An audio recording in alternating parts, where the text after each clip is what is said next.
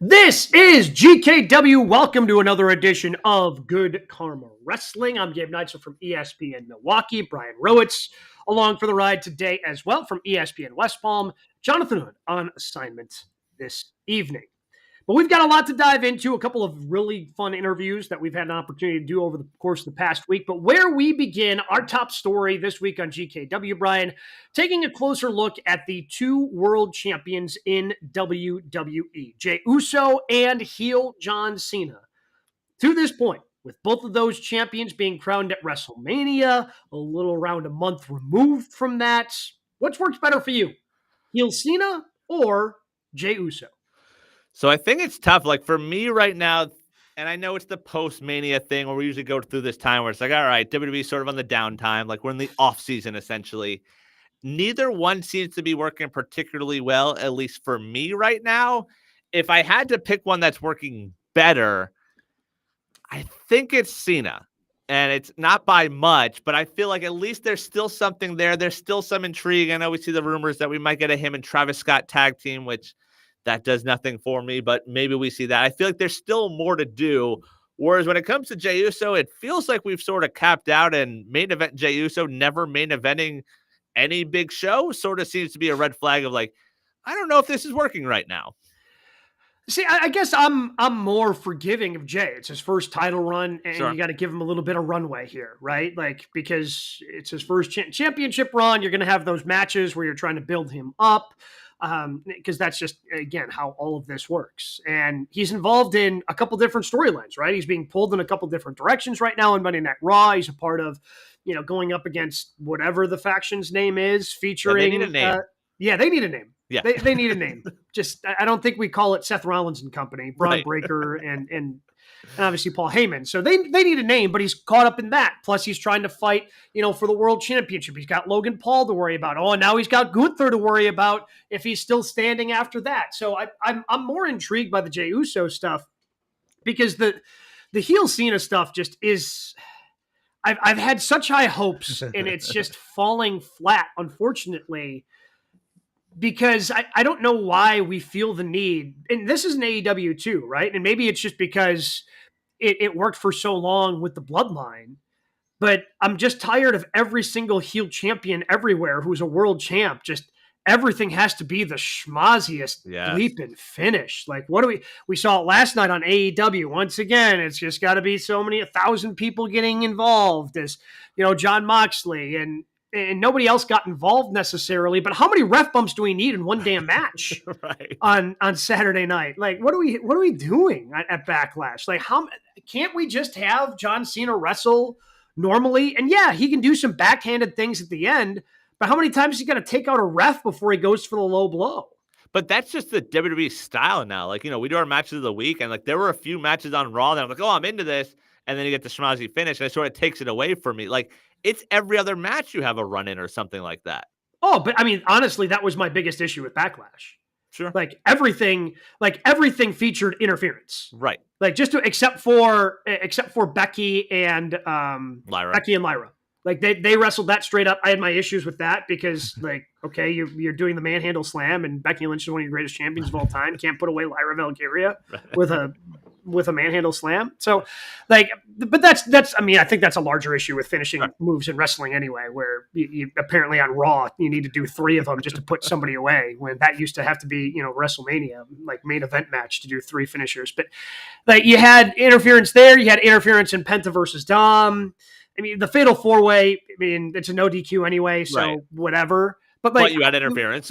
But you had, yes, but again, you had interference. So like, when interference is happening literally in 3 out of 5 or 4 out of 5 matches, like, come on, we can't just, it seems like we're overly reliant on that right now in pro wrestling. And that's why I've had the issue with Cena. Like, it's a schmozzy finish. It's like, and I understand he can't go probably the way he used to be able to, but especially once everything broke loose and they were, putting out tables and doing that whole thing, I think there was a better way to do what they did with him and Randy Orton. And I knew Cena was going to win, but it just had such an unsatisfying way of getting to Cena winning.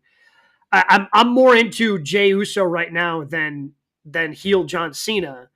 And if he's going to be the last real champ, like I'd like to see him kind of stand on his own 2 feet as part of the character instead of having to take out 7 officials and then go with. I mean, he can take off the pad of a turnbuckle. He can sneak in a chair shot or a belt shot or something like that. But taking out 7 officials and then going low blow, just okay, fine. Yeah. And I don't know if Hunter just thought, oh man, everybody was into this during the Bloodline. We got to keep this going. No, you don't. Right. That's the part everyone hated. Like, we enjoyed the stories, but then you knew what was coming main event wise, and everyone hated that part. But what they did and maybe this is just revisionist history too when it comes to the Bloodline. Like, there were certain times where I thought Kevin Owens or Sami Zayn were like, I really thought just, wait, are they actually going to? Drew McIntyre. Yeah, Drew McIntyre. Yeah, like, oh man, are they actually going to pull this trigger? And I haven't had, again, it was the first match for Cena, right? So I guess I wasn't disillusioned but there was never a moment where I went, ooh, maybe they're going to do this time for Orton. And it's hard to get into it. Maybe it gets easier as we go on and the threat of him losing the title becomes more real, but I just don't have that feeling right now. Yeah, but I think Orton, we all just sort of dismissed because, like, all right, he's going to, have the false finish in St. Louis. It's going to be close. We knew he wasn't going to win. And we might not see Cena defend until SummerSlam at this point. Like, if there's going to be a tag match with Travis Scott. But if we get into Punk or we potentially get into Rock or if Cody returns, then all of a sudden I feel like we have that belief that he might drop. Like, Orton, I feel like you dismiss right away. If Punk is next, I feel like we think differently. Yeah, I just hope it ends up not being a schmozzy finish. Like, you can, there's a way. Yeah, but I mean, I think they've kind of telegraphed it. Like, this is the only way John Cena can win now. The only way Jon Moxley can win is interference. And like, you don't have to have heel champions be like that. Like, Gunther's run was so enjoyable because he was just a dominant heel. Like, you don't need to win. Yeah, be underhanded every now and then, but I just have not enjoyed the way we have treated heel John Cena so far. Yeah, and I think it's a mixed bag. I think, one, it's something we never thought we'd see. So we all probably fantasy booked in our head, like, what would heel Cena look like? And it's not going to look like whatever we, envisioned for the past 20 years. Because it was 20 years of, hey, maybe one day, could you imagine Cena turning heel? And we talk it a lot with baby faces when you have that chase. Like, the chase story is so good. They win the title. It's a great moment. And then everything after that feels like a letdown. I think we're sort of feeling that with Cena right now. That heel turn is going to be one of those most memorable wrestling moments we've seen. Everything after that feels like a step down. Sure, but also, like, that moment was ruined because Rock was there and we haven't seen Rock since. 100%. And yes, even after that, yes, there's been a lot of like, okay, they could have done this better. For me, though, on the Jey Uso side, like, feel good moment, he wins the title. Congrats to him. It just feels like there's nothing else to do now. Like, you mentioned him being involved in the Rollins thing. He just feels like an extra piece there. Ultimately, well, honestly, because Rollins, like, I mean, I'm curious to see, and I know the rumors have been that they're not going to add to whatever the name of the faction to me name later is going to be. But right now, it's 3-on-2. Correct. And I know they took out Jey. They took out Jey. During Raw, and Saturday night's main event is going to be, CM Punk and Sami Zayn versus those two. But if Jey Uso gets involved, like, they got to have a third man to even the numbers. Right. Also, speaking of Saturday night's main event, we're a week or so away from that. Punk and Sammy, that's the main event? Or is main event Jey actually get a main event there? I would have... I would, because it's against Logan Paul, like, it feels like it has to main event. But or Logan wants to go home early, and they're maybe it leads off, and we go through that old trope that we've talked about time and time again here on GKW. He's main event Jey Uso. It's the only world championship being defended on Saturday night's main event. Put it in the main events. I mean, Cena's also advertised for the show. He doesn't have anything announced, but like, that might trump him also. God. Look, I mean, yeah. If at least let him main event to Saturday night's main event. Right. His name's Main Event Jey Uso. The event's called Main Event. Put him in the main event. He needs like an asterisk. I know he has a chain now. Main Event, like, only on select Raws and house shows. Like, it doesn't work right now. Yeah, Yeah, we'll continue to see what happens going forward there, but I'm hoping it only goes up from here for heel Cena. Sure. I'm curious to see what he does on SmackDown now that he's gotten past Randy Orton. What is going to be next if Cody comes back and that kind of sets up a tag match? I'm not sure who would be fighting with Cody again, unless Bad Bunny makes an appearance. Yeah, I guess. And that way it's like celebrity Uh. and wrestler versus celebrity and wrestler, but. I mean, no offense to Travis Scott, but Bad Bunny's going to wrestle circles around you, pal. Yeah, and also, like, I know people like to compare AEW to WCW and some of their mistakes. Like, this feels very WCW-esque. Like, the Arquettes, the Malones are, like, just throwing the names out there. I mean, Kenny Omega in an interview this week said we're years away from Logan Paul versus Mr. Beast in a WrestleMania main event. And he seems so disappointed by that. But is he that wrong? No, but at least... So I will say this about... a couple of the celebrities like Bad Bunny, yes, Logan Paul, like they put in the work. 100%. Like there is no doubt that, especially in Logan Paul is obviously more of is closer to full time than not at this point. Like he's putting in the work.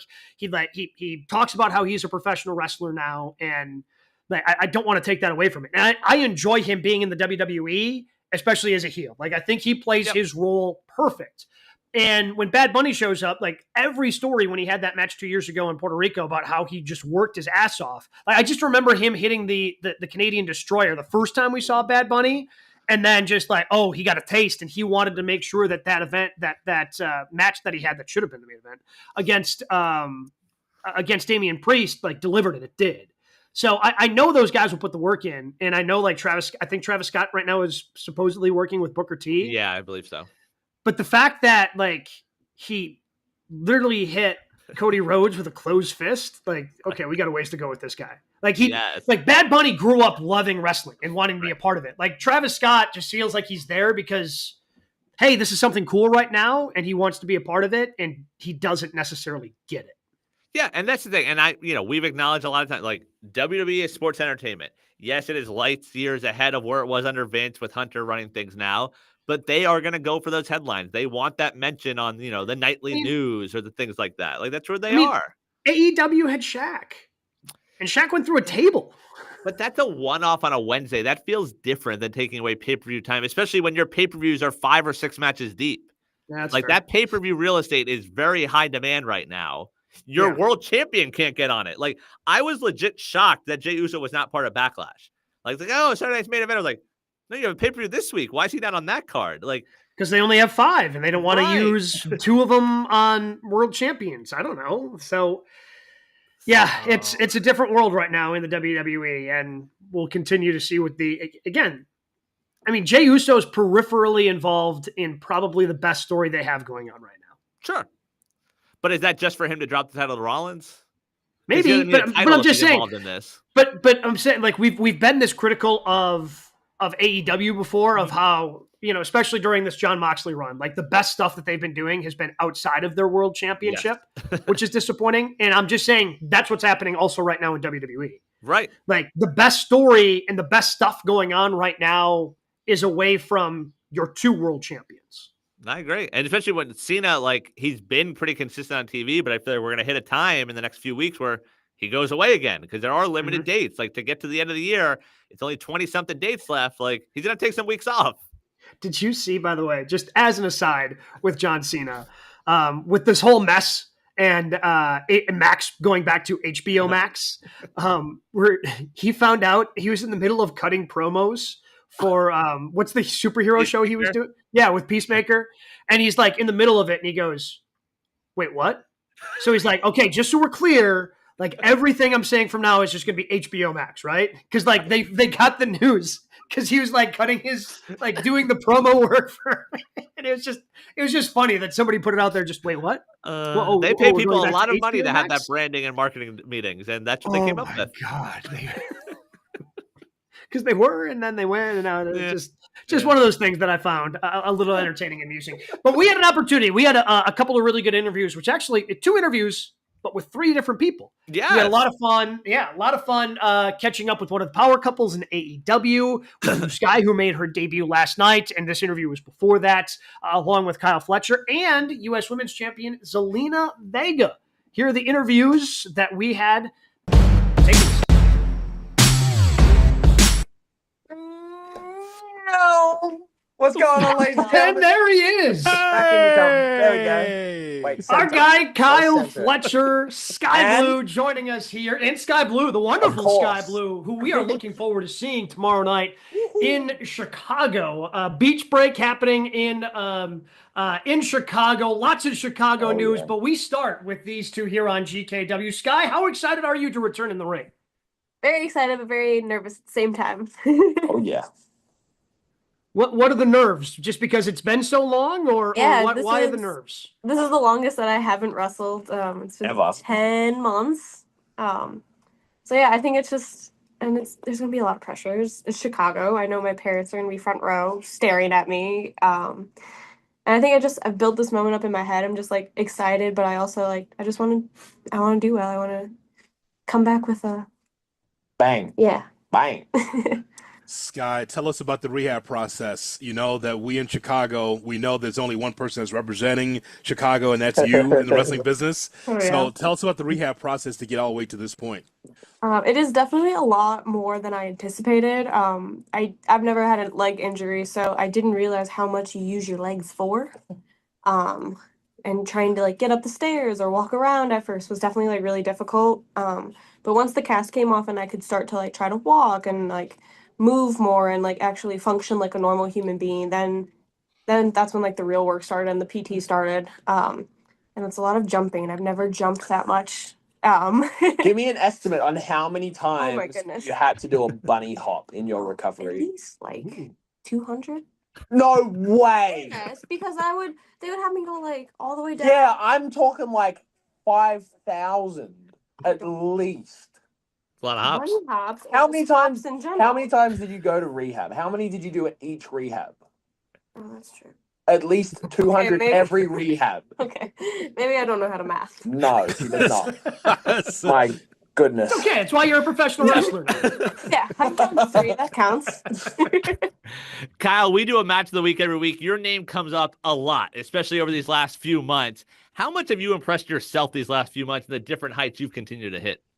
That's such an interesting question. I want to say not at all, purely because I have always had this belief in me that I was destined to be the best at this, destined to be the greatest of all time. So it's kind of to other people, it might seem like a new thing. It might seem like it's come out of nowhere that I'm this awesome at professional wrestling, but to me, it's 10 years longer of hard work to get to this point. So it's more so this happiness that I'm getting to show the world what I'm capable of.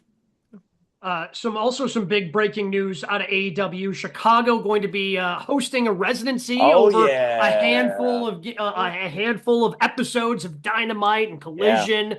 What and I've got a funny feeling Skye's got a pretty good answer to this as well, but in your guys' mind, what makes Chicago such a great city to have a residency like the one you're going to be doing later this summer? You're the best one, Dan, for sure. I feel like Chicago is just such a wrestling city, and the fact that we're doing it at the Aragon Ballroom is so cool because it's such a historic building. I feel like everybody in Chicago, I mean, except for me, has been to some sort of event at the Aragon. So I just think it's really cool, and there's so much wrestling, and there's so many wrestlers, and we're just kind of central to everything. Everybody's kind of close. And it's like home, even though it's not. I mean, it's a drive, but it's home. Yeah, we don't have to fly for 3 weeks. It'd be awesome. Right. And also, Skye, just tell them, because you and I know it's an A town. Of course, you have a residency in an A town. Town, right? There's everything you could possibly need for a wrestling residency here. Yeah. There's Portillo's too. It's all here. Portillo's. I can tell. Kyle, from your standpoint, you've been on the show so many times, but we never asked you this question on Good Karma Wrestling, and that is from your standpoint, which aspect of wrestling appeals to you most? Is it the story or the title? That is a great question.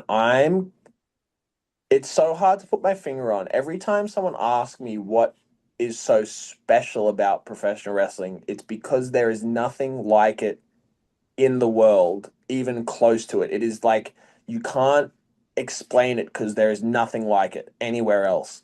So to me personally, it's it's the feeling more than anything. It's that feeling of when you're in a building, in an arena, watching something live, and it's like you see someone get dropped on their head, or you see someone go flying from the top rope through a table to the outside, and you can't contain yourself. You can't contain that excitement, that thrill. There is nothing, you can't replicate that with anything else in the world. So I think I would say the feeling is my answer. So that means the story / TV time. No, not necessarily, because it could be, I think it all plays a role in that feeling.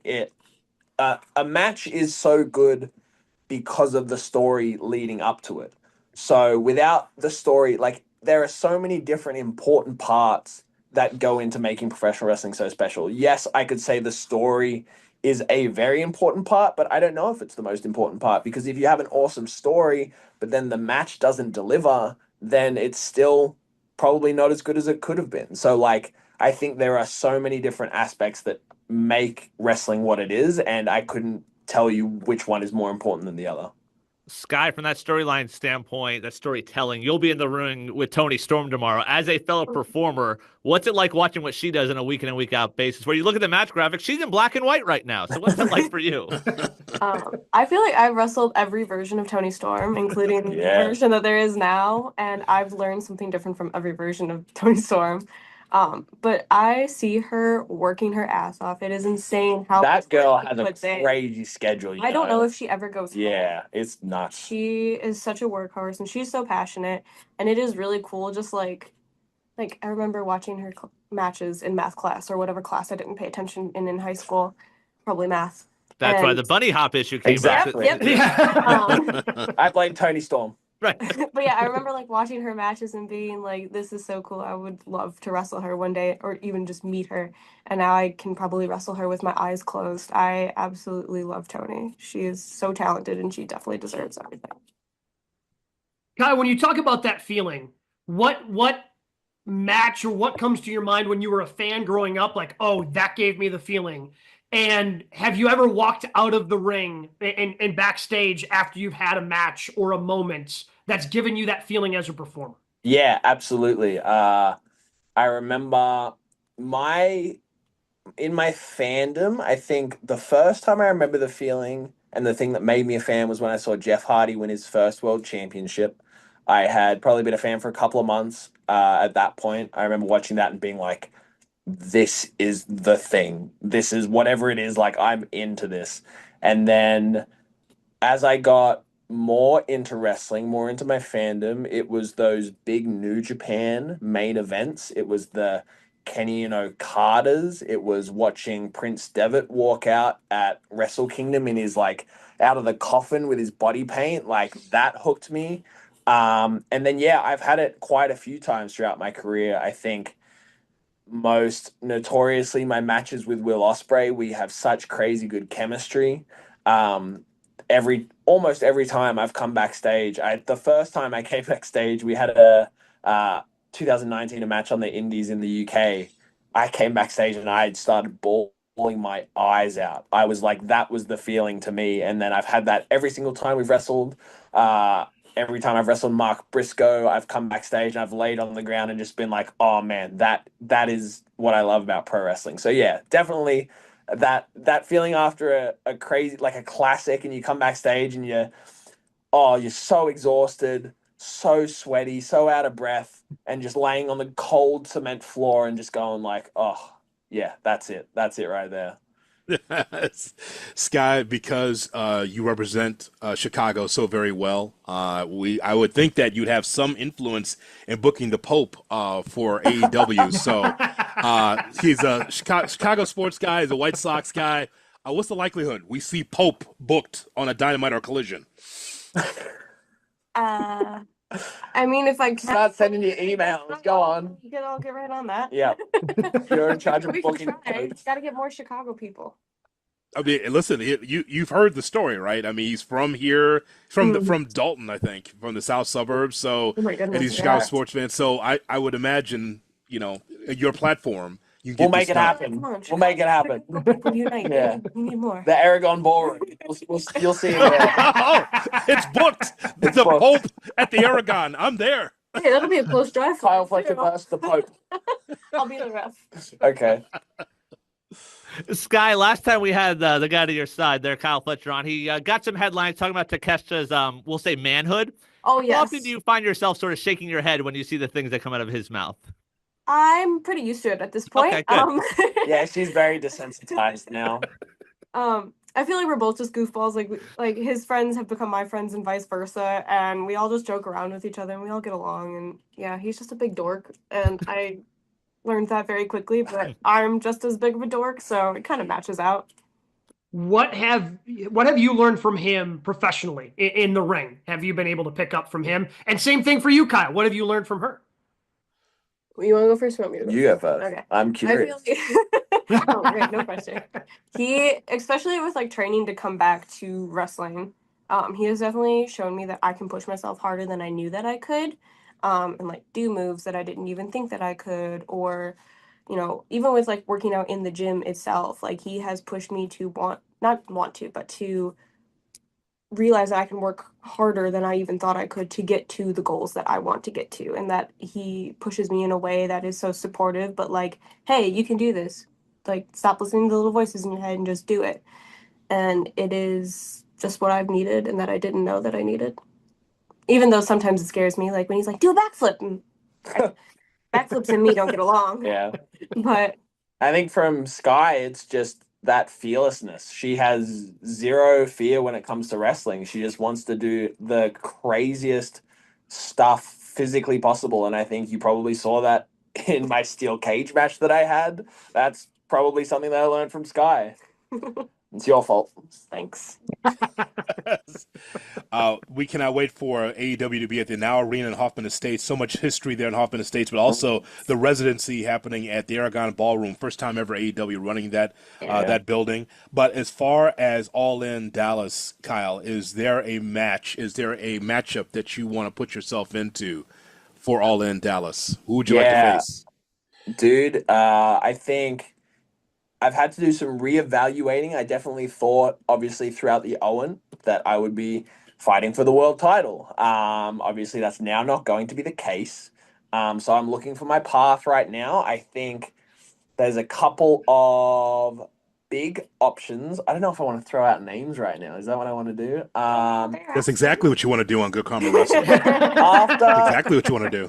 After the Owen, the cameras followed me around, and I said that this year I had been very focused on revenge, going after Will Ospreay, stopping him from winning the Owen so that he couldn't and I could. And now that the position I'm in, I don't know if that was the wisest move. I think I needed to do a lot of reevaluating. I think I need to go back to trying to win, trying to go back to what I said I was going to do, become the greatest of all time, and I need the accolades to back that up. So I think championship gold is definitely the way I am looking. There are a couple of nice shiny belts that I like the look of, namely maybe the international championship held by one of the greatest of all time, Kenny Omega. I think he is well past his prime. I think I am the new generation's Kenny Omega, that best bout machine. So I would love to do that in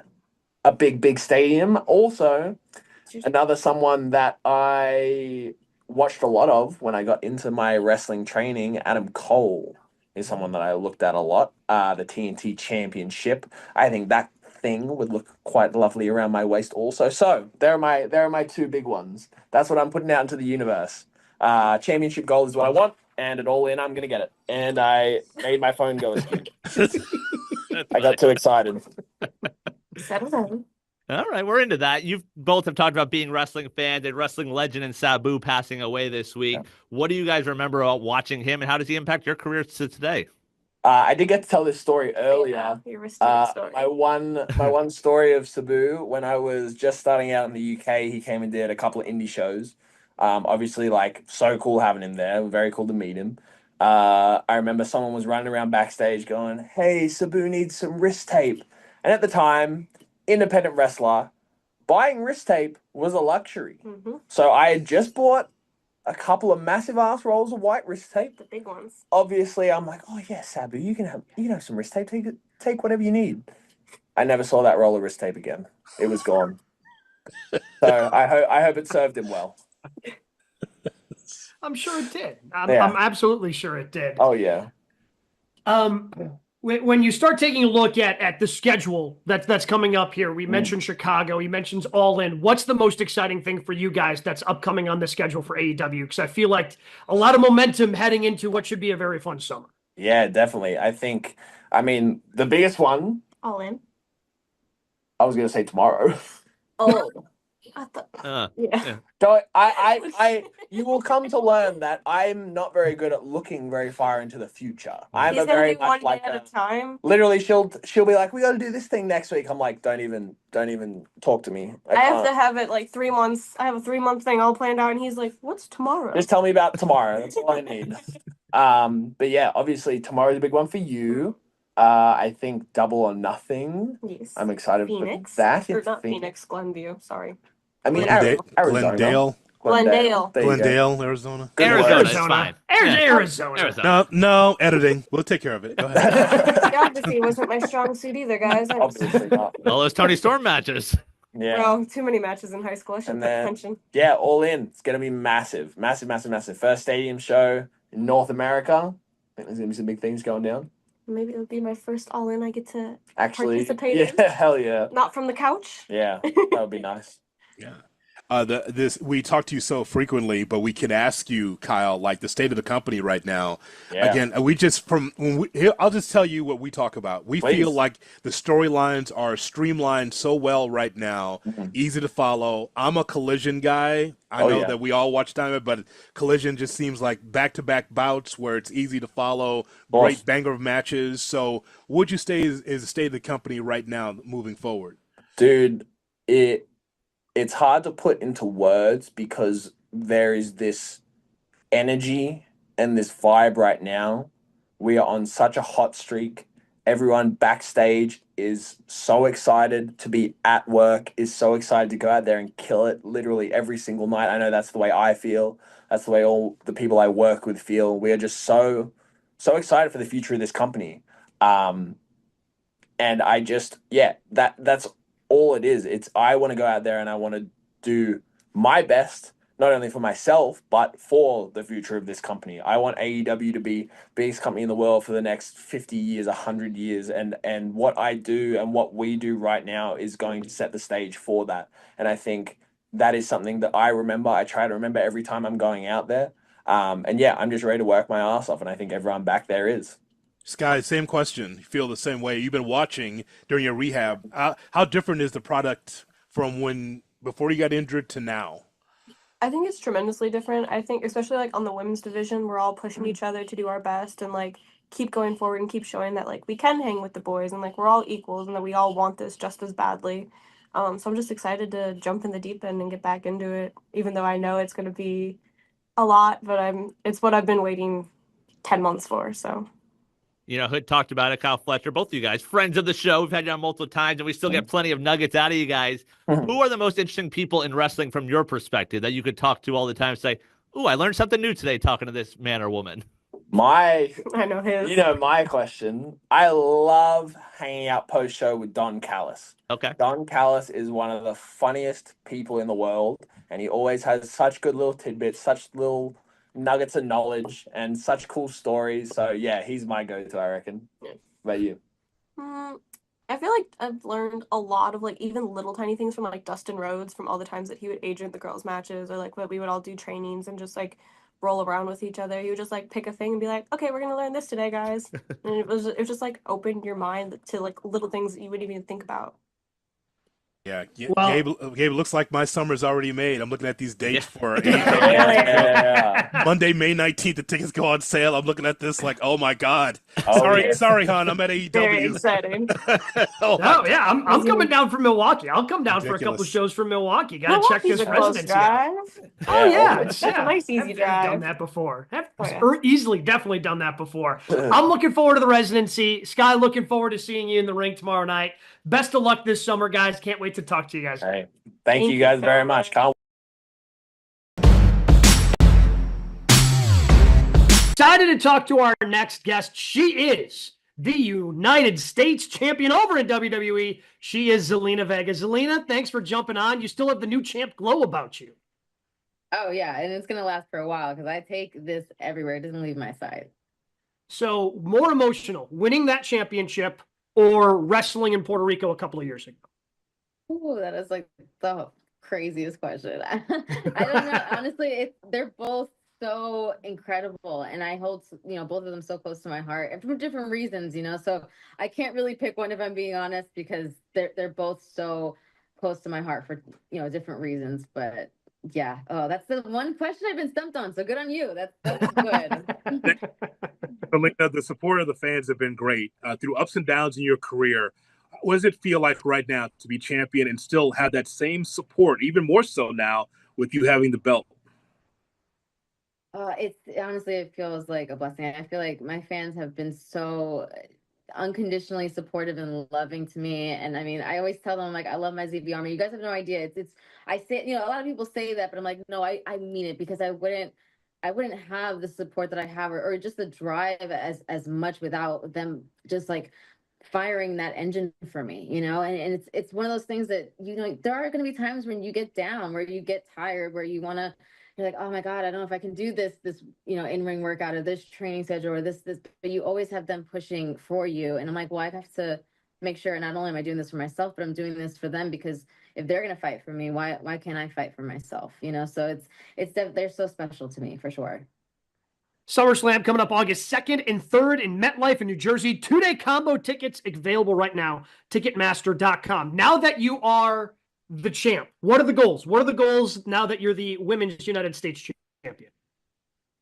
I mean, I want to defend this title as much as I can. I mean, we just had the merge with AAA. So, I mean, I'd love to take it out there. I'd love to wrestle Stephanie Bakura there. That'd be super dope. I'd love to take it NXT, wrestle Julia there, maybe Kaylani, or I'd love to take it to, Stardom and go and wrestle out there. I mean, however and whenever, I'd love to defend the championship and kind of show people who Zelina Vega is as a champion. You've seen Zelina as a manager, you've seen her as, the singles competitor in LWO version. There's been very different versions of me, but now seeing me as the United States champion, I want to be a fighting champion and make sure that this is, I put my stamp on this also. Zelina, at this point in time in 2025, do you have a dream opponent, someone that you'd like to defend that championship against? One person. That one that you won't say. Give us that one right there. Asuka. Asuka. Like, I want to wrestle Asuka. I mean, listen, we got to wrestle, for her, I believe it was the Raw Women's Championship back then, but, getting to now flip the script and me being the champion, I'd love to wrestle Asuka. She was one of my favorite opponents. So definitely Asuka. You mentioned LWO, and it really seems like in WWE, there's almost like a luchador resurgence, with Penta and Rey Fenix and all these other things. What are your thoughts on all these different Hispanic wrestlers now having a lot of success and being featured a lot on WWE? I absolutely love it. And I think that it's not just for me, but fans watching who are also Latino, that get to look forward to seeing, that representation and making sure that we're, not just there, but at the forefront too. And that's really what LWO is all about, making sure that, we're fighting for, being the voice of the voiceless, making sure that we, fight for those opportunities, not just for us, but for everyone. And I think, especially now with AAA, I feel like it's just going to keep growing and being more and more amazing and getting eyes to talent that maybe wouldn't have had those eyes on them before, and I think that WWE is great at that and just expanding and continues to grow. Zelina, from a couple of years ago to now, what would you say is the state of the company right now? International reach, you're in India right now, but think about a couple of years ago until now. What would you say the state of the company is right now? I think that we're also just continuing to grow. I want to say continued growth is just, the goal. And I love that it's reaching homes that, we may not have had in, prior years. And even just, my husband's parents, like, they're in the Netherlands, but they get to watch us. And that's such a beautiful thing. And, I think ultimately it's just about trying to continue to grow and really just see where the company is, because now obviously SummerSlam being a 2-day event, that normally wasn't the case. So I'm like, where else can they take it? What other first time evers can be? Obviously Chelsea was the first ever for this championship, but it's like, what else is there going to be? Just when you think there aren't any first time evers left, it turns out there is. So I'm really excited to see where the company is going to continue to thrive and go. Okay, certainly excited for SummerSlam. Again, August 2nd and 3rd, MetLife Stadium in New Jersey, Ticketmaster.com. But because I brought up Puerto Rico earlier in Backlash, because I think at least about that pay-per-view at least once a week. Like all the different entrances, like the energy that was in that stadium that I just felt watching at home on my television. My wife is from Puerto Rico. She has family down there. I feel like I missed the boat to go down there for that show. So I'm beginning to plead with you. What can I do? What can we do, Zelina, to get another show down in Puerto Rico? Oh my God, if I knew, oh my gosh, I genuinely, I would love that. I would love that. I know Damien has been pushing for it too. So we're really, really trying to get this together. But yeah, I just, I can't wait. I know that there has to be another event in Puerto Rico. Like there just has to be. Like that crowd was just, I'd like to say second to none, because I've never felt like, again, I talk about how The Rock says the most electrifying fans in sports and entertainment, but I didn't know what that meant until that day. Like that day that was my WrestleMania. That was like the craziest moment, and not just my wrestling career, but like one of my life. It's crazy to have been a part of that. And I really hope that there's going to be something, even if it's just in the next year or so. I'd love to go back to Puerto Rico. And I mean, I don't know, is there like a petition or something? I'm like, is there a letter that can be written? Hey. Is there someone? I don't know. You start it. I'll be the first one to sign it. I assure you that. Because again, that was something that was absolutely incredible. Zelina, thank you so much for the time. Congratulations on being the new Women's United States champion. Can't wait to see what you do with that championship. Can't wait to see it at SummerSlam. Thank you so much. Thank you, guys.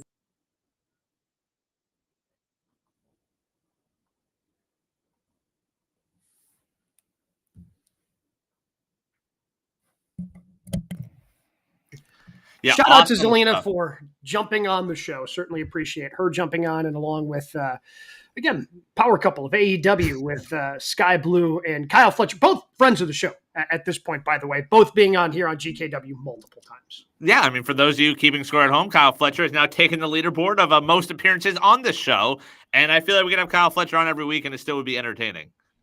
Yeah, and just like every time you watch him in the ring every week, right? He is still very entertaining. All right, what else we got on the 3 count this week, Brian? All right, a quick resolution. We saw earlier this week Willow Nightingale in a contract year, and then news comes out this week. She has signed a multi-year extension in AEW. So let's say AEW, let's say WWE. Who would be the biggest blow to their company if they left? So I want to start with WWE because I think it's interesting because we've certainly seen people go back and forth. And I don't think that at this point, I mean, even though Cody Rhodes left and he was one of the founders of the company, like AEW is doing just fine. Like, would they be doing better with him? Probably, but it's not like the company folded after he left. They got a new TV deal and all these different things. But on the WWE side, again, we've seen Bobby Lashley is over there having success. Cope is over there having, various levels of success. We've seen a lot of people make that jump. But I wonder, I look at the women's side and I look at Rhea Ripley. Like, to lose a young star like that, I think would potentially hurt more than losing somebody who's looked at as a lifer. I feel like losing a younger star, like let's say you lose Roman. Yeah, that would hurt, but Roman's also a part-timer at this point.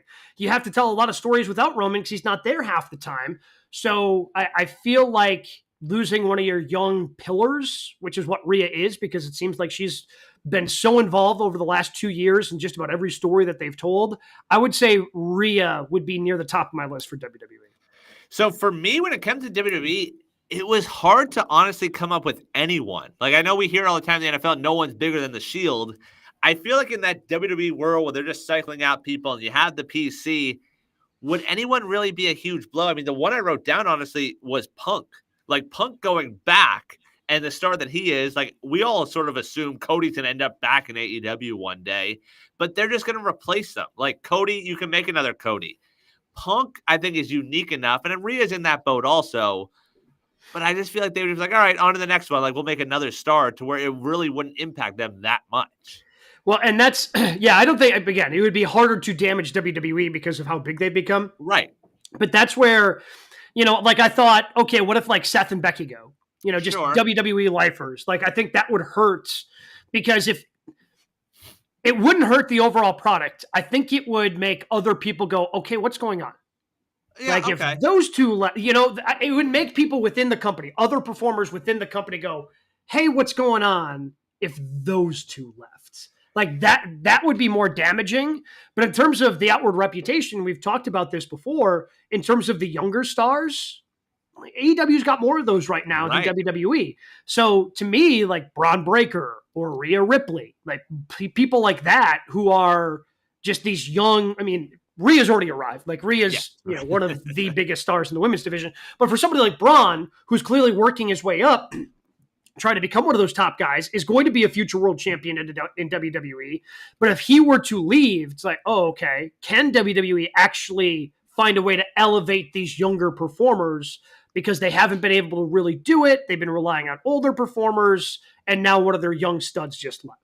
But I feel like the older ones are the ones that would have that impact. Like Chris Jericho joining AEW from the jump was I recognize that guy. When you see a commercial for Dynamite, you grab the casual WWE fan. It's like, oh, Chris Jericho? Yeah, I know him. I'll watch for him. Like, what an Orton jumping ship. Like another one of those lifers that people would recognize where it's like, oh, Randy Orton? Like that guy's still going? Yeah, I'll watch this show on TNT. Like that's the one that I think might have an impact. Something like that. One of those old lifers. Sure. And maybe this is like the WCW, like in the back of my mind. Like if Randy were to leave, and maybe we're just too close to it and I can't see it. I feel it's like, oh, Randy's just going over there to mail it in and get a big payday. Like that's what it would feel like. Like ultimately there would be a shock, but then it's like, oh, he's really not kind of putting his best foot forward. That's not what happened with Bret Hart. Because obviously Bret got hurt and they had the different things. But when Bret initially jumped from WCW, like it was a huge shock. But then it was just like, oh, well, he's not really doing what I thought he would do over here. Cope is the comparison there where like he's probably not as big of a star as Orton, but like if you're a WWE lifelong fan, you recognize Edge. So you see him on the TV, Christian in the same boat.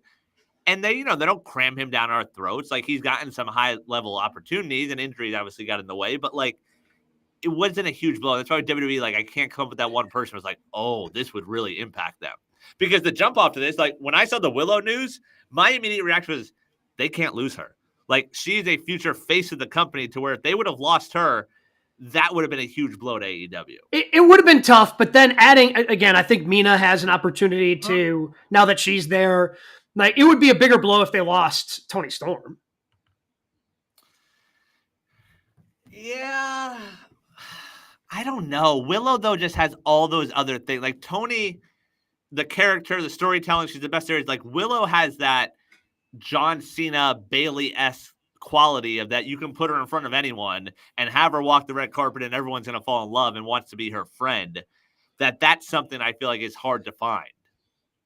Yeah, but I just feel like the rest of the women's division, while really strong in AEW, like Toni was that one on the women's side for me for AEW, but obviously on the men's side for AEW, especially given some of his recent quotes. That would be Will Ospreay. Yeah. Yeah. And the other one I throw out there also is like a Hangman or an MJF that is sort of not AEW made, but they have done a lot of their glow up in AEW. And Ospreay, this is the first time in front of an American audience, but like those two are guys that's like, oh, you put so much time and effort into them. And then for them to go to the big bad WWE, like that'd be a huge blow to AEW. Would it be a huge blow if Mox went back? Or because his main issues, because he was so anti-WWE when he left, right? And everything he's done in AEW, a lot of it he wouldn't be able to get away with in WWE. Oh, yeah? A lot of it he wouldn't be able to do. And I'm not talking about the current storyline. I'm just talking about him, bleeding every week. Yeah, the stabbing things, like skewers to the head, like, Yeah. Things of that nature. But because there's been a regime change, like it wouldn't, like I feel if Vince was still in charge and Mox just went, bleep this place. I'm going back to Vince. Right. Like, I feel that would have a huge impact. But a lot of this for AEW guys going over there with Triple H being in charge, it feels like a lot less big of a blow to the company. Yeah, and AEW has shown that. Like, you lost a Miro, you lost an Aleister Black. Like, you lose some of these guys that are great wrestlers, but they're also just adding great wrestlers. Like, we talk about all the time, like, there's not enough TV time for as much talent as on that AEW roster. So they've shown they can move on. I mean, Cody and Punk, yes, your company would be better if those two still work there from a name recognition and from what those two do. Well, and especially the way Punk left. And like, because Punk did not leave civilly. Cody left very civilly. Yes. And like to the point where there's like still mystery around why he left. Yeah. Like and it's shocking that we're 3 years later and we still don't know why Cody left AEW and showed it. Oh, it was a personal reason. Okay. Yeah, like nobody's been able to get to the bottom. Out Wembley, they're still getting TV deals, so like they're fine in that regard. So the young ones are the ones you're like, that could have been our star. Like I feel like that's what ultimately would hurt them. Yeah, and that's why I think Jade leaving kind of hurt. But the thing with Jade leaving is that women's division is so bleeping strong. Like if Britt Baker makes the jump, like she hasn't been on TV for so long, right? Like it doesn't really matter for AEW because the women's division again is so incredibly strong. With Toni Storm, with Willow, with Mercedes, all leading the way at the top of that division. And I think also the young stars staying and Willow sort of leading the way now, signing this extension, that does a lot for AEW's credibility because we've talked a lot with guests and on the show. That WWE dream is something AEW can't replicate. Like you grew up a WWE fan, watching the Rumble, watching Mania, that's the end goal. But now if someone's like, no, AEW is where I want to be, I think that does a good job of just speaking to where they are and where that locker room is right now. Well, and look, Mariah May looks like she's going to be leaving. Sure. Not a big, even though she's a younger star, it doesn't really affect them because of how stacked that women's division is. Right. So you're just dealing with that, like you need to get some of those wins, and obviously the free agency wins like an Ospreay, that's great. But the ones that are like, no, I came up through AEW, I want to stay through AEW. Those are wins to me.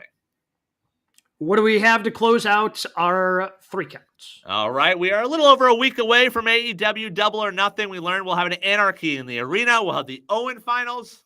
No world title match. So what should main event Double or Nothing? Thank God there's no world title match. Thank you for putting the world champion in the Anarchy in the arena. I feel like that's actually going to work. Like the Anarchy matches have always been fun. Like I feel like they've, again, some are better than others, but for the most part, I would say Anarchy in the arena has typically delivered in AEW. I would main event with the Owen Hart men's final. I think that should be the main event because you can have your Anarchy match. You can have, I'm assuming the Death Riders are going to come out on top, just to make Mox look strong going into All In. But you can have that match, kind of bring it back to, the outrageousness of that, bring it back to the seriousness of that match, the stakes of that match, what's so important about it. And I feel like that should be the main event. I completely agree. Also, I think the intrigue of that match, like, I feel like we could both make strong points for why Ospreay should win and why Hangman should win. And not going to be surprised either way. Like, they're going to put on a great match. We saw them last night in tag action. I still don't understand how he's able to just stop himself like that, like so close to Hangman, but there's that. So to me, that is the main event. The fact that there is no world title match, this is your opportunity to say, let's end with a good feeling on Sunday night. Which is something that they haven't really done, That's 10 days from now, we get to do that on Memorial Day weekend. They haven't been ending those, the pay-per-views have been good. And then we just kind of get and it was the same thing last night. Like Joe and Mox it was so good, even though again, knew Joe wasn't going to win, but it was still a really fun match. And then you get all the outside interference and it kind of falls apart and it becomes a lot less fun. Yeah, because Hangman and Ospreay is just going to be a banger. Whoever wins, the fans are going to be happy. There's going to be false finishes. You can stare down with Mox to end the show. Great to promote All In. But, it's just going to be a fun way to end a show. Yes, because and you're going to be able to, again, have that feeling of having that crowd hot. And maybe somebody watching, goes, oh, maybe, I live in Texas. Maybe I should be going to All In, and that can kind of help your ticket sales if you can capture that feeling of, oh, okay, something's really good is going to be happening here. So I think that's I think it's the one for me. I wish there was a way. Mercedes this week in some interviews said she'd love to main event All In. They haven't had that women main event yet, and I don't think Mercedes and Jamie is that. But if we get to a point where it's Mercedes and Tony, like, let them have a main event. Like, we talk about how strong this women's division is. Let them close a show one time. And I would say in any other year, I'd be on board with that, but it looks like they're finally taking it off of Mox. Sure. Because they've built that up to be such a big thing. Like, that has to be the main event of All In. So it would be tough for me to have.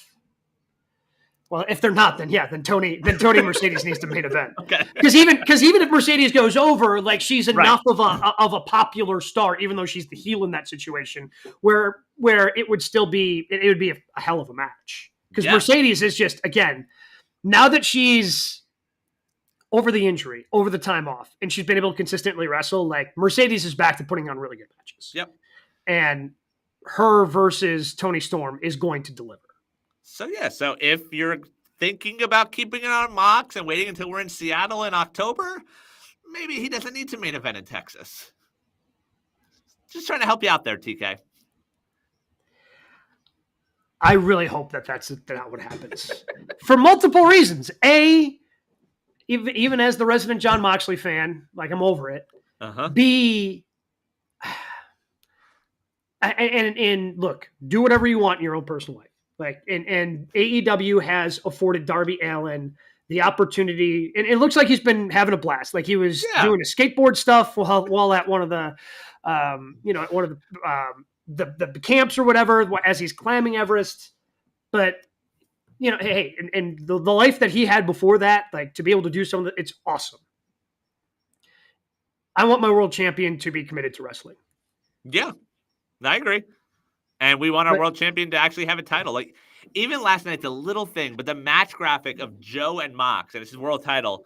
Mox is the only one wearing a title. I'm sorry, Joe's the only one wearing a title because he's got the trios title. And Mox in his graphic doesn't have the actual world title. Like, let's see the belt. Let's have the belt out there weekly. We're getting closer, but I wouldn't put it past him if July isn't where we see it end. You better not. And then if that main event's, God, I'm going to be so pissed off. Know. So pissed off.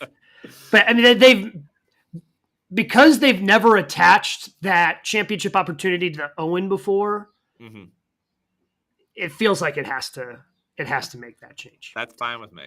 What do we have in news and notes? All right, we'll start some sad news. Found out this weekend, ECW legend Sabu passing away at the age of 60. 3-time world champ. Last wrestled a few weeks ago in Vegas at Mania weekend. Okay, so a couple things. First of all, beautiful tribute from Taz last night on AEW on Dynamite. Obviously, they were very close. Have you been reading some of this Joey Janela stuff? Yes. A little troubling. So if you haven't seen it, Joey Janela gave an interview. I can't remember with who at this point. I've just happened to see some of the quotes. But he gave an interview just a couple of days after that Mania match, or that Mania weekend match that you had mentioned. And it doesn't come off as great. And it was unfortunately then released a couple of days after Sabu passed. And he's talking about how Sabu couldn't walk. It didn't look like he was going to be out after he took that. I think everybody's seen it at this point, where he goes through the barbed wire and lands on the table outside of the ring over the course of the match. And Janelle's like, oh, he was knocked out. It was like, again, not good situations. And for all those health complications, then for him to pass away, obviously all this is a bad look. So for Janela then to be like, oh, like I was kind of fabricating some of it. He went on social media saying, oh, I was just trying to build up the legend of Sabu throughout that interview. Didn't know this is when it was going to be coming out. That they had given Sabu something so he could walk, but it's some sort of herbal medicine that Janela's claiming a lot of wrestlers take, which I've never been in a professional wrestling ring. Maybe some do, maybe some don't. It's an herbal medicine or remedy that I have never heard of. So the whole thing has just kind of feels like it's spiraled out of control, which is why I was so glad that Taz was able to kind of have that great moment talking about his friend last night on TV. Yeah, so a couple things. I do hope AEW in a few weeks, they're doing that residency at the ECW arena. I hope one of those shows turns into a Sabu tribute show. Like, Tony is a huge ECW fan, is a huge wrestling fan. I think that could be pretty cool for them to put something on where, hey, this is for Sabu. Just turn a collision into that. Like, that could be a fun event for them. Yeah, so Mox bleeds, right? Like Mox mains events and Mox bleeds. Okay, all right, just so we're on the same page. Yep. Yeah, just dust them all. We just saw Rhino recently. You could figure out a way to do that. In terms of that Janela match, like, I was there in Vegas, Palm Casino. There were a lot of weird things just watching as a fan. And Sabu, in 60 years of life, did a lot of shitty things to his body. So that probably contributed to why he's no longer with it. He comes out to the match and he starts multiple times going to the ring announcer. And the ring announcer was like legit confused, but like talking to him where he's like shaking his head. And the ring announcer just kept doing his job. In terms of that concussion, I saw multiple shows at that Palm Casino. There was no mat surrounding that ring. It was just straight concrete. I've never seen wrestlers be so careful at every show to make sure no one hit that concrete. Like, every dive out there, they were catching them. They were making sure no one hit their head. No one was there for Sabu. He hit that ground, and he hit that ground hard. And then finally, there was a point in that match where Sabu just said, we're done. Like, he just shook off a chair shot, went to hug Janela. He's like, no more, like, no more. And then Janela told him that he was going to bleep and kill him. They did the finish. They moved on. So there were a lot of weird things that you look back on now, hindsight, weeks later, he's passing away, that maybe like, oh yeah, something was off, but like, it was a weird watching experience. But obviously Sabu, huge impact on the industry. Weird way for him to go out, but I mean, it's Sabu, so I feel like it's almost fitting that this is the way he's going to go out. So. Again, he signed up for the things that he did. Like, he was, like you said, he did a lot of things to his body, and he continued to do those things up until his passing. So lighter news, AEW announced this week Swerve Strickland will be getting his own Reebok shoe, part of the Allen Iverson Answer 3 line. It'll feature Killmonger colors, which is a gear Swerve won when he became the world champion. It's awesome. That's great. That's awesome for Swerve, and it just goes to show, like, again, AEW can build you up to the point where now Reebok is going, oh yeah, we'll give that guy a signature shoe. I think that's awesome for Swerve, and it's awesome for AEW. Yeah, huge win for them. We've talked a lot on the show. One of your favorite Money in the Bank cash-ins was on the United States title by Austin Theory. Have an idea for you here. Dominic Mysterio on the Babyface podcast said he'd love to cash in his Money in the Bank on the tag team titles. Quote, everyone's selfish and they want to go for a single title. Nah, I want to bring my boys with me. You on board for that? That's all I have to say. No? You don't want Dom to cash into the tag titles? No. Do you need 2 briefcases for that? How does that work? I don't know. Honestly, not even a thought that ever crossed my mind until Dom had said this. Like, it never even crossed my mind of, oh, you can cash this in on the tag champs because it's that asinine. Right. Well, maybe we'll see that Money in the Bank. We're about a month or so away. Finally, news and notes. TKO President Mark Shapiro hinted on a conference call. WWE could be cutting down even more on house shows moving forward. The number of live events is cut down to 200 this year, which is down from over 300 over Vince McMahon. Not shocking, because I'm guessing that they're not the profit margin there just probably doesn't make it worth it. Right, extra wear and tear on wrestlers' bodies. It's unfortunate because it's a great way, I think, to introduce families that want to go see a show, because typically those tickets are cheaper, and it's just always a fun show to go to. Like, I've always enjoyed when they do the house shows here in Milwaukee. Yep. But from a TKO perspective, my guess is they're not making a ton of money, so they're going, well, why would we continue to bother with this? Build goodwill with our wrestlers. Not have them wrestle house shows as much anymore. Hurts the development, certainly, as well, but that's just the way that the business is going. It's not like AEW does house shows. Right. That part does suck. I saw Stephanie Hypes of Body Slam pointed it out that, like, the house shows are cheaper. It is a way to get other families in there, especially as they continue to price families out. Like, we saw the big events. Tickets. Right. This was an opportunity for fans and families to see it. It's also more enjoyable. Like, I took my kids to a house show in December down in Miami, and the fact that there isn't the commercial breaks, it isn't a 3-hour Raw where you have promo after promo and commercial and waiting around. Like, it's just match after match. Like, it's fun, but they don't care. The bottom line is what matters to them, and they're just going to continue to outprice families, and that part does suck about that. What did you have for your matches of the week? We talked about earlier, Backlash, Becky versus Lyra. Like, the fact that Lyra got the win, I know there was, the allegations. We've heard Becky Hogan thrown out there a little bit, but Becky getting a win or taking the loss there was sort of surprising. Yeah, that was great. And honestly, Becky's promo, I thought, to follow it up on Raw was fantastic. So that obviously storyline is going to continue. The Fatal 4-Way U.S. title, I mean, it was just constant. It was a great way to kick off the show. Just constant action. It was a fantastic way, I thought, to start. And then our guy, Jeff Cobb, got to, show his face and debut in WWE. So excited to see what he does with whatever they're calling that faction nowadays over on SmackDown. But I'm in on Cobb versus Fatu. However many times you want to run that, let's go. Do it. Yep. Just keep doing it, and then do it again, and then do it again and again. I also liked Pentadom. Again, you had bad interference. Right. Again, where Americano gets involved. But up until that interference part, I thought it was a lot of fun. That's the thing, like that WWE aspect with the interference. Like I was enjoying War Raiders versus the Creed brothers on Monday. Then you have stuff go on, and like it's just all unnecessary. Like, let's get clean finishes. You're the company that doesn't care about wins and losses. Like, why do you have to protect everyone at every single win and loss? It's almost like they do matter. It's almost like they do matter, Ryan. How about that? I could be wrong.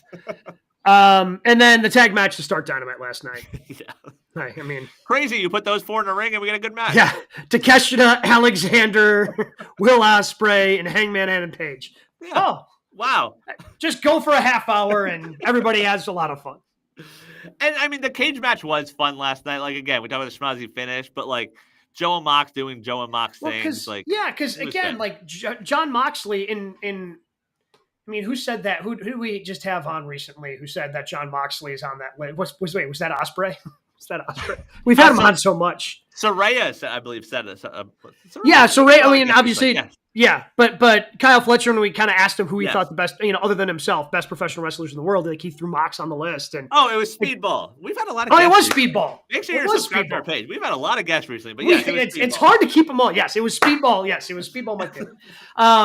I wasn't on the show last week, so I completely forgot that we talked to Speedball. But like again, Mox is really good, and when you let him do things like, and Samoa Joe I've been a long fan of Samoa Joe, and when I think of professional wrestler, like Samoa Joe is the first person I think of because of his mic work and in-ring work and in-ring storytelling and all the things that he can do. Mox can do that too. Now the storyline he's currently involved in, not great, but like him and Joe just wrestling in a cage, yeah. Turns out that can be a lot of fun until you get to the schmozzy crap at the end. And also not doing what we've seen on Mox in terms of wrestling style, like not doing that MMA, like sort of shoot style, like having a wrestling match and going Joe's speed, like that added to last night. It was nice to see that part. Yeah. Yeah. And Joe, and again, I don't know how much longer we have of Samoa Joe as a wrestler. Yeah. So I'm just trying to enjoy every bit that we get of Samoa Joe because he is fantastic. Joe's a guy I feel like could announce his retirement tomorrow, but also could do this 20 more years. Yeah, correct. Like, he's looked the same age his whole career. Like, if you told me he's 25, I'd believe you, but we'll just go from there. Yeah, so I'm glad that he's getting main events on television still in 2025. All right, that'll do it. By the way, Brian just mentioned it. Yes, subscribe to our YouTube page, youtube.com/@GoodKarmaWrestling. We've had a lot of guests recently. Catch those. And we've got a lot of guests scheduled. Yes. So don't want to spoil any of those because I don't want to promise something and then have someone not show up for those interviews. But just stay tuned to that YouTube page. We're going to have some fun ones coming up in the next couple of weeks as well as we get closer to Double or Nothing, as we get closer to Money in the Bank,